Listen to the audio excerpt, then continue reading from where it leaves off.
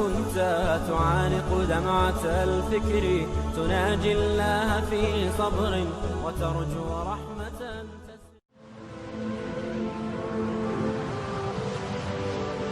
حضرت عمر رضی اللہ تعالیٰ عنہ جب ایمان لائے تو آپ نے ایک ایک کافر کے گھر کے دروازے پہ کھڑے ہو کے کہا کہ تم کمزوروں کو مارتے تھے، میں تمہیں بتانے آیا ہوں میں محمد عربی کا نوکر بن گیا. بلکہ آپ نے اعلان کیا جس نے اپنی بیوی کو بیوہ اور بچوں کو یتیم کروانا ہو اور اپنے ماں باپ کی کمر کو جھکانا ہو وہ عمر کے مقابلے میں آئے. اللہ اکبر. زنیرہ نامی ایک خاتون تھی، بہت کمزور. راوی کہتا ہے کہ اس کی ہڈیوں میں گودا نہیں تھا، عشق رسول تھا، اور اس کا ظالم آقا اس کو مارتا ہے، اور جب مار مار کے تھک جاتا ہے ادھر سے عمر آ رہے ہیں. یہ اسلام لانے کی پہلے کی کہانی ہے. ادھر سے عمر آ رہے ہیں تو اس نے کہا عمر تم جوان آدمی ہو تو یہ چھوڑتی نہیں ہے اپنے نبی کا نام، ذرا تم آؤ. عمر کوڑا پکڑ لیتے ہیں، اسے مارتے مارتے تھک جاتے ہیں تو پانی پینے لگتے ہیں. تو کہتے ہیں مجھے تیرے پہ ترس نہیں آیا لیکن میں ذرا پانی پینے لگا ہوں، اور پھر گلے کے اندر ڈال کر کے کوڑا اور اس کی رسی کو بل دیتے ہیں اور اس کی آنکھیں باہر نکل آتی ہیں اور کہتے ہیں بلا اپنے نبی کو جو تیری آنکھوں کی بینائی واپس کرے. اللہ اکبر. تو اس نے آسمان کی طرف منہ کر کے کہا مالک میں کبھی بھی آنکھوں کی بینائی نہ مانگتی لیکن اب تیرے نبی کی عزت کا سوال ہے. آنکھوں کی بینائی واپس ہو جاتی ہے. زنیرہ کو بڑا مارا. آج عمر گلیوں میں آنکھوں میں آنسو ہیں اور عجیب دلے بےتاب ہے اور کہتے ہیں آؤ بھئی میں حضور کا غلام بن گیا ہوں، تمہیں بتانے آیا ہوں. زنیرہ نے موڑ کاٹا تو آگے عمر یہ آواز دے رہے تھے. زنیرہ ایک کونے پہ کھڑے ہو کے رو کے کہتی ہے عمر تم تو بڑے اس دن جوش و غضب میں تھے اور تم مارتے ہوئے تھکتے نہیں تھے. تو عمر نے کہا زنیرہ اس دن میں نے دیکھا نہیں تھا، اب میں محمد عربی کو دیکھ آیا ہوں.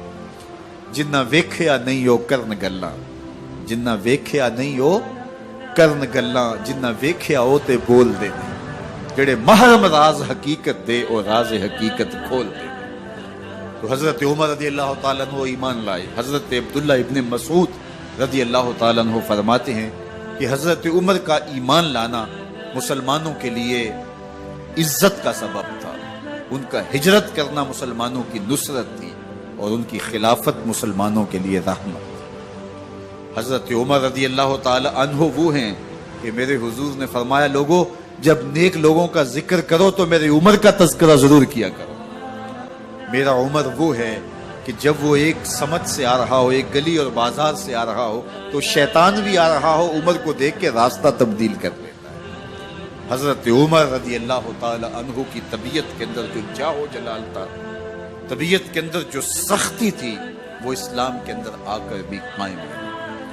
اور آپ نے وہی سختی، وہی جاہ و جلال جو پہلے مسلمانوں کے خلاف تھا اب کفار کے خلاف، منافقین کے خلاف حضرت عمر کی طبیعت کے اندر وہ جوش و خروش بدستور موجود ہے. لیکن جس دن آپ خلیفہ بنے تو اس دن آپ نے ممبر پہ چڑھ کے جو خطبہ دیا اس میں کہا لوگوں میں سخت اس لیے تھا کہ رسول اللہ نرم تھے، پھر میں سخت اس لیے تھا کہ حضرت ابو بکر صدیق نرم تھے، اب میں تخت خلافت پہ بیٹھا ہوں، اب میری سختی جو ہے وہ نرمی میں تبدیل ہو گئی. صرف فاسقوں، فاجروں اور باغیوں کے لیے میں سخت ہوں، باقی تمہارے لیے نرم.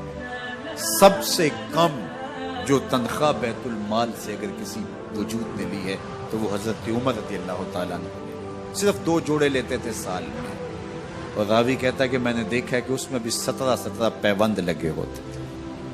حضرت عمر رضی اللہ تعالیٰ عنہ کا طرز زندگی، آپ کا انداز معاشرت اور آپ کا انداز خلافت، ہر لمحہ آپ کی زندگی کا اٹھا کے دیکھیے کتنی مرتبہ قرآن حضرت عمر کی رائے کے مطابق نازل. اللہ تعالیٰ جل شانہ نے ان کو صاحب الہام بنایا تھا. ہر امت میں کوئی صاحب الہام ہوتا ہے، حضور کی امت کا صاحب الہام حضرت عمر رضی اللہ تعالیٰ، اور آقا کریم نے انہیں اپنا وزیر قرار دیا. فرمایا میرے 2 وزیر آسمانوں میں ہیں، 2 وزیر زمینوں میں ہیں. آسمانوں کے وزیر جبرائیل اور میکائیل ہیں اور زمین کے وزیر ابو بکر اور عمر رضی اللہ تعالی عنہما. ایک دن حضرت عمر بیٹھ کے رو رہے تھے، تو کسی نے کہا حضرت رو کیوں رہے ہیں؟ فرمایا کہ میں اس لیے رو رہا ہوں کہ فلاں پل سے بکریاں گزری ہیں، تو پل کے اندر شکستگی تھی، ٹوٹا ہوا تھا پل درمیان میں، اس میں ایک بکری کی ٹانگ ٹوٹ گئی ہے، تو میں ڈرتا ہوں کہ میرا رب یہ نہ پوچھے کہ عمر تو نے پل صحیح تعمیر نہیں کروائے تھے کہ ایک بکری کی ٹانگ کیوں ٹوٹی ہے۔ یہ ہے حضرت عمر رضی اللہ تعالی عنہ۔ اللہ اکبر۔ تو اللہ تعالیٰ جل شانہ نے حضرت سیدنا عمر بن خطاب رضی اللہ تعالیٰ عنہ سے جو کام لیا، مختصر دور خلافت کے اندر 10 سال 6 ماہ 4 دن آپ نے خلافت فرمائی ہے، لیکن کہاں سے چلے اور یہاں مکران تک، بلوچستان کا حصہ ہے، یہاں تک آپ کے سلطنت کی حدود وسیع، ادھر آرمینیا تک جا پہنچے، حمص فتح کیا، قادسیہ، یرموک۔ آپ ذرا دیکھیے کہ کہاں تک آپ کی فوجوں کے گھوڑے دوڑتے رہے، اور اللہ تعالیٰ جل شانہ نے ان کو جو توانائی، عدل و انصاف کی قوت عطا فرمائی۔ اللہ اکبر۔ جب زمین پہ عدل کیا ہو تو زمین بھی حکم مانتی ہے، اور حضرت عمر وہ تھے جن کا حکم ہوائیں بھی مانتی تھی، زمین بھی مانتی تھی، جن کا حکم جو ہے وہ آگ بھی تسلیم کرتی تھی اور دریا بھی ان کا حکم مانا کرتے تھے۔ مصر کے اندر یہ رسم بد جاری تھی کہ سال کے بعد ایک دوشیزہ کو زیورات پہنا کے اچھے لباس میں ملبوس کر کے دریا کی بھیڑ چڑھایا جاتا، اس کی قربانی دی جاتی، اس کا خون بہتا تو دریا چلتا۔ جب مسلمانوں نے مصر فتح کیا تو گورنر نے لکھا کہ اسلام تو اس طرح کی رسوم کی اجازت نہیں دیتا، لیکن خشک سالی ہے، لوگوں کی فصلیں ویران پڑی ہے، تو حضرت کیا کیا جائے؟ تو حضرت عمر رضی اللہ تعالیٰ عنہ کاغذ کے ٹکڑے پہ لکھتے ہیں بسم اللہ الرحمن الرحیم، مصر کے نیل کی جانب عمر کا خط لکھتے ہیں، اے نیل اگر تو اللہ کے حکم سے چلا کرتا ہے تو چل، ورنہ ہمیں تیرے چلنے کی کوئی حاجت نہیں ہے۔ اور قاصد کو کہا یہ خط لے جاؤ اور جا کے دریائے نیل میں پھینک دو۔ قاصد جا کے خط دریائے نیل میں پھینک دیتا ہے، پانی آتا ہے، ایسا دریائے نیل چلا، 14 صدیاں ہوئی ہیں آج تک کبھی بند ہی نہیں ہوا۔ دریا حکم مانتے، آگ نکلتی ہے، لوگ حضرت عمر رضی اللہ تعالی عنہ کے پاس آئے، حضرت لاوا پھوٹا ہے، آگ نکل رہی ہے اور مدینے کی طرف بڑھ رہی ہے، اب کیا کیا جائے؟ فائر بریگیڈ تو زمانے میں تھی نہیں۔ عمر نے اپنی قمیض اتاری، جس قمیض پہ 17 پیوند لگے ہوئے تھے چمڑے کے، کہا یہ قمیض لے جاؤ، جدھر آگ بڑھ رہی ہے آگے ڈھالنا، آگ پیچھے بھاگ جائے گی۔ زلزلہ آتا ہے تو زمین پہ درہ مارتے ہیں، زمین رک جا، کیا عمر نے تیری چھاتی پہ عدل نہیں کیا ہے؟